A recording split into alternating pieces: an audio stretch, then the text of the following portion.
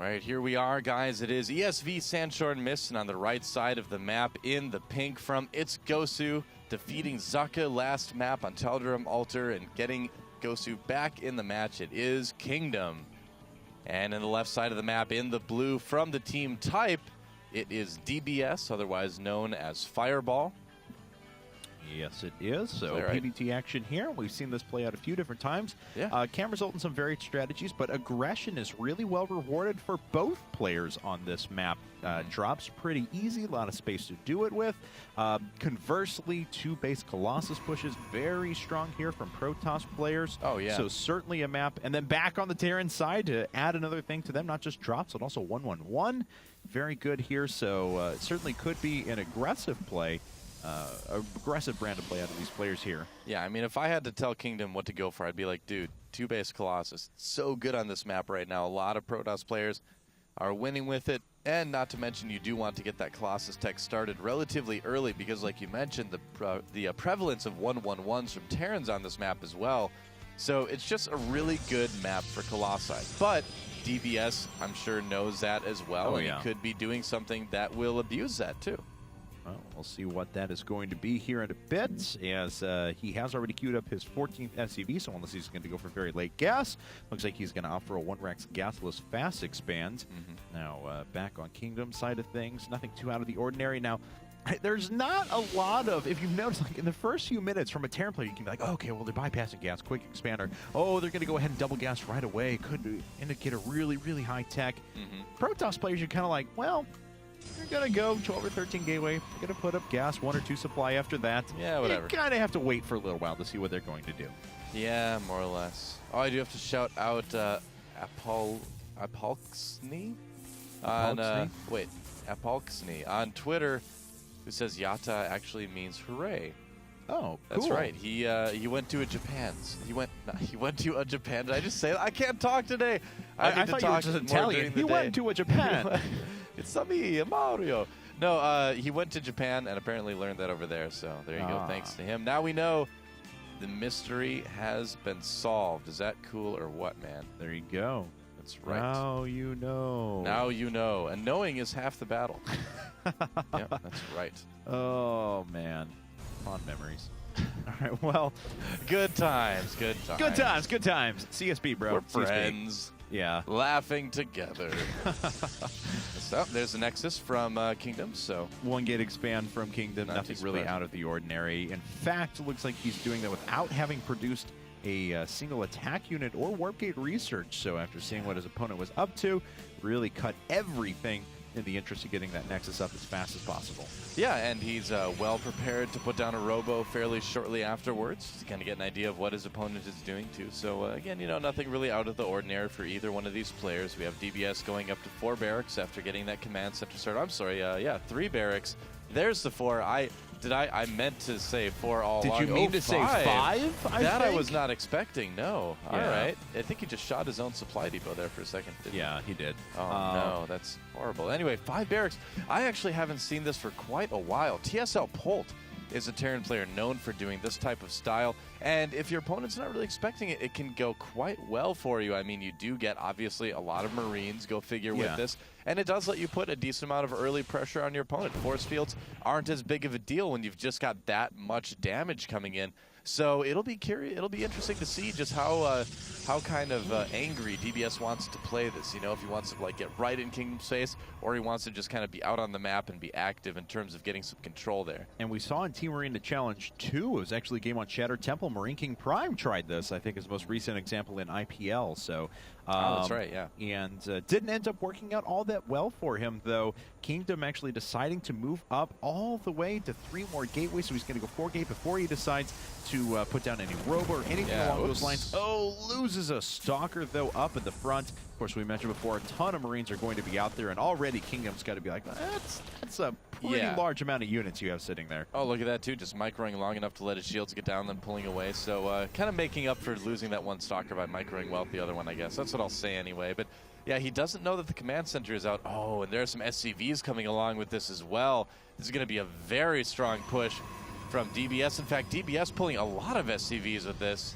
All right. Well, there are a total of 6 Stalkers out, and Stalkers are about your best hope against unupgraded Marines, unless you can allocate the gas perfectly for sentries and a couple of Zealots.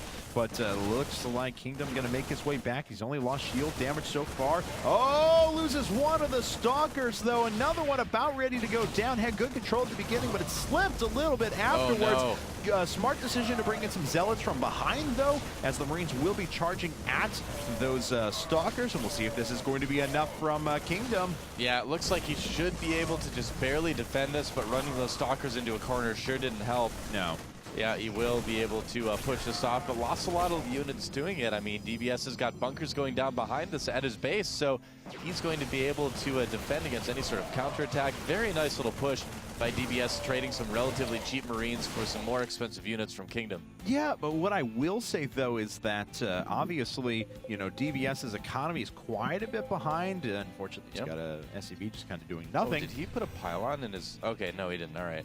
No. I couldn't tell because the ping was covering over that part of the mini-map. Well, let's see. I'll check these Marines and see if they have a kill. They do not, so... Oh, okay. All right. Well, anyway, so... Yeah, I mean, Kingdom, of course, he's not exactly on the highest tech in the world either. He's just sitting on 4 gateways for now.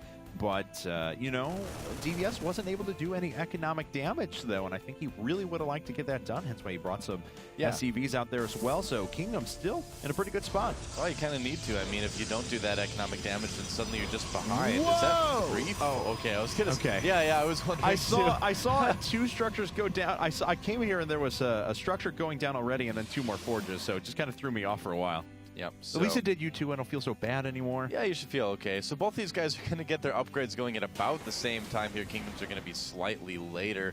And he will have a little bit of tech at around the same time his opponent will. So really, things fairly even up between both of these guys right now. How many workers does each player have at the moment? 38 SCVs to 46 probes. So with mules, DBS is actually just fine here. Yeah, as you can see, relatively even economic rates at the moment, but of course, Kingdom has been very diligent about continuing to produce his probes as well. He does have +1/+1 upgrades on the way, making that observer as well, but has not allocated the resources quite yet to a robotics bay. Yep, that's right. And there it is, 1-1 on the way for both of our players here.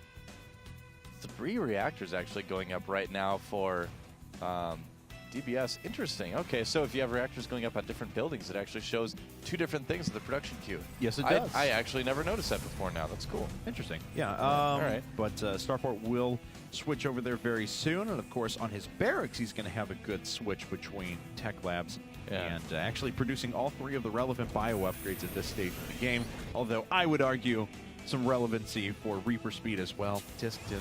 Oh man, I missed the days of mid-game Reapers. It was so much fun back in the day. It never really ended up working out, but I'm sure QXC's got my back on this one. That maybe someday we'll see those mid-game Reapers come back. They were good at killing pylons. I mean, they won't be in Heart of the Swarm, but they are for now anyway. Speaking of QXC, we will see him tomorrow going up against, I believe, he's going up against Empire Violets, and Sleep is going to take on Illusion. So, Yield Map Tournament will be starting again tomorrow, actually finishing up tomorrow and Fridays. Ah, nice. The Zealot catches the army coming out. Kingdom's going to know something's going on. He's got a Colossus on the way. He's got a pretty decent force going here, and 1-1 will be done at the time that his opponent's army will get to his base as well. So, upgrade-wise, he's going to be even. He's got the units at home to defend, so as long as he force fields in the right places and micros well, he should be able to hold this off. Good number of forward pylons as well. He will be able to sneak a little bit of counterattacks, is just what I was going to say. So, nice. Yeah, he already picks up on this next base that's coming up. Oh, and it looks like DBS is going to move to the landing pad. Yes, Pinger, we knew that was going to happen.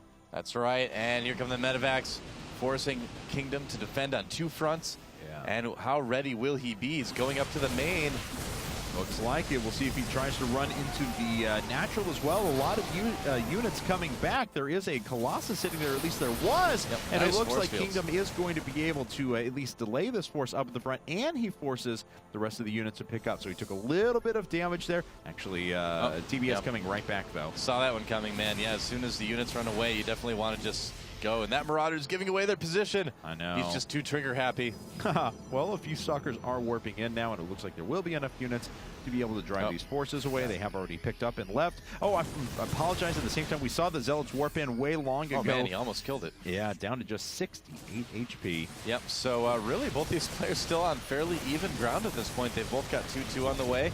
Both trying to, well, I guess DBS trying to take his third. Kingdom hasn't quite gotten his started yet, but it's probably going to be fairly soon, I would guess. But overall, still a very even match between both of these guys. And we'll see if Kingdom, yeah, there we go. Finally, a third Colossus coming up now. And that in and of itself is certainly a pretty strong push, especially if he wants to pressure the third while he takes up his own third base as well. All right, another move out from DBS. He's got a little bit better medevac count right now. That Zealot just taking it like a boss all the way to the afterlife. I accept my fate. He's like, Space Shark, see me off. My life for ire. I will see you all later. Where I go, you will join me later, Space Shark. Well, Space Shark, very foreboding. Immortal suit. Space Shark would totally make the awesomest immortal if he got killed and then resurrected. I know, man. Why is that not a unit yet or a critter? They built that Nexus on top of a dead Marine. It's going to be haunted. It is going to be much haunted like Nexus. Poltergeist. So that's right.